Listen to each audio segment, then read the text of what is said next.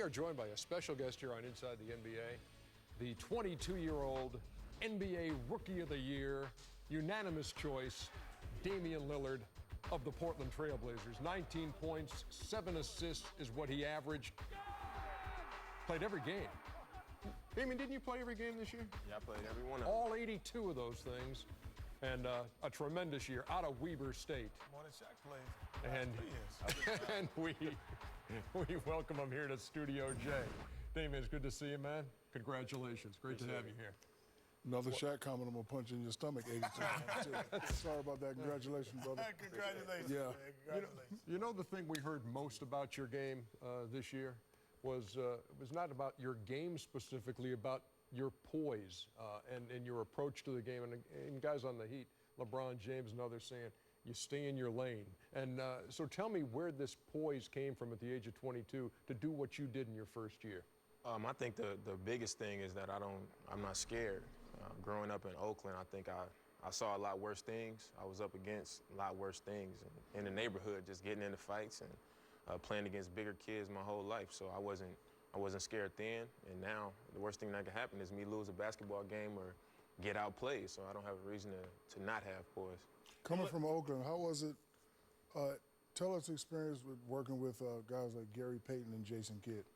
Well, I have never worked with Jason Kidd, but throughout the whole draft process, I worked a lot with B. Shaw. Me and B. Shaw was in the gym a lot. He helped me as far as getting ready for some of the things that I would see. So that really helped me, just from somebody that played in the league.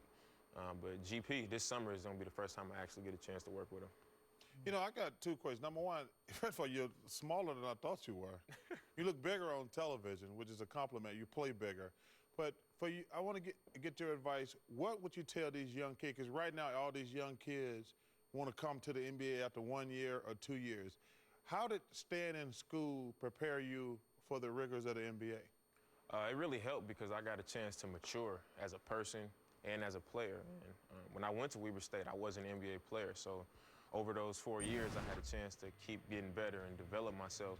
And a lot of these guys coming out of high school are more talented than I was. So if they take that time to make those strides and get better over maybe 2 or 3 years, they might come out and be a lot better players in the league. This graphic right here, I love that bottom line. Third rookie in NBA history with at least 1,500 points and 500 assists. Only the Big O and AI have done that. When you see your name linked to stats like He's that. smiling right now. Right? He's already smiling. You don't have to tell him what you're doing. I mean, that's great company, but you know, I realize that those guys have a greater body of work than I have. It's just one season, and you know, I got to keep getting better. I mean, 1,500 points and 500 assists shows that I was able to do my job well this season. So next year, I got to come out and show some improvements and try to help my team get in the playoffs. You know, we always hear about the tough things in tough things in the NBA, like the athleticism, the amount of games. What was the easiest thing coming that you were like, wow, this is much easier than I thought it would be? It was a lot easier than I thought it would be to be myself, because coming in, I had guys like Nick Batum, Wes Matthews, and L.A. being an all-star. I thought it would be harder for me to be the scoring point guard that I am and still make those guys happy. And they just accepted me. As soon as I came in, they let me play my game. Nobody was on my case about every time I shot the ball, so that was a lot easier than I expected it to be. Did you know coming into the NBA that you were going to be Rookie of the Year? I knew I could be. I mean, I said it in my press conference when I entered the draft, I want to be Rookie of the Year. And a lot of people might have looked at that like I was crazy, but I really believed it. Now that it's actually happening, a lot of people are surprised by it, but I'm not. So, Who's the best point guard you played against this year? Chris Paul. Chris Paul, you know, just how he controls the game. He uses his eyes so well. I mean, he looked me off so many times, me trying to see what he was going to do. He makes his teammates better, and, you know, he controls the game. I think that's the biggest thing. He can take over scoring the ball or making plays. You answered that pretty immediately. Was it close? Was there somebody else or was it definitely Chris Paul? Who else enters that conversation right there? There was a lot of guys that were tough to guard, but I think overall, just playing against him for a full game, he was the toughest easily.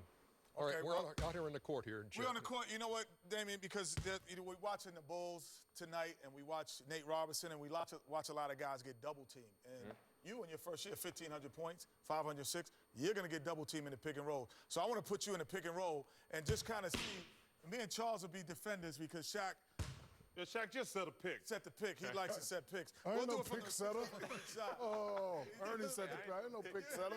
Go ahead, Ernie. So Man, I ain't no what pick are you setter, man. looking for when you have the double team coming? Because that was the biggest problem, I think, for a lot of young guards is facing double teams.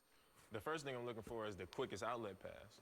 I think the faster I can get the ball out, that guy can make the next play. Because if two guys are guarding me, that means it's a 4-on or 5-on. No, it's a 4-on-3. Right. It's a 4-on-3. So the next guy should be able to make the play faster than I'll be able to. And I'm off the pick. So if the first thing we got the pick and roll, because it's that's a flavor. That ain't no foul. That's a good screen. That ain't no foul. So now, like you said, the first thing you're looking for is on the outlet. So, okay, let's get back in the pick and roll. Let's say now I can't let you get your 500 assists, and I'm going under. What are you looking for now? I'm going to shoot the ball. Oh, you shooting the ball? You go How under, many I'ma times are raise you up shooting? just like this. How many times you shooting it? Every time? Every time. Okay, see, that was my rule that I said. If I that's have this much that's space, I'm license to shooting every kill. time. We used to call that 007. Well, you know- 'Cause that's a license to kill. If a guy goes under the screen, he's disrespecting the fact Exactly. that he can't shoot But the ball. let me ask you this question. What if I say, Kenny, switch, I got this. I'm going to back you out to make you come out here and guard me. Oh, don't make me get down. Because this guy down here, And if you stay right there, this I'm guy gonna be like here, barbecue you up and this guy I here, shit. no, this guy here, don't do it down Barbecue chicken Don't do I it got down Shaq down there. I'm Don't throwing do that it out. down here. Barbecue You know what? chicken down there.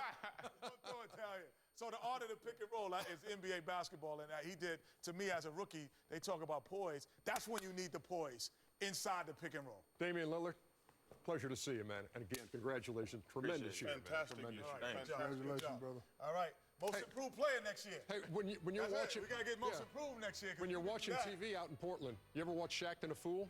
I watch it all the time. I Well- thought I was going to be on it. No, it's coming up at a playoff edition of Shaquille O'Neal's Shaqtin' a Fool. So keep it here on Inside the NBA, presented by Hyundai. Oh, any chance JaVale might No, know? I don't way. think he's in it. No way. No way he's in it. No way he's in it.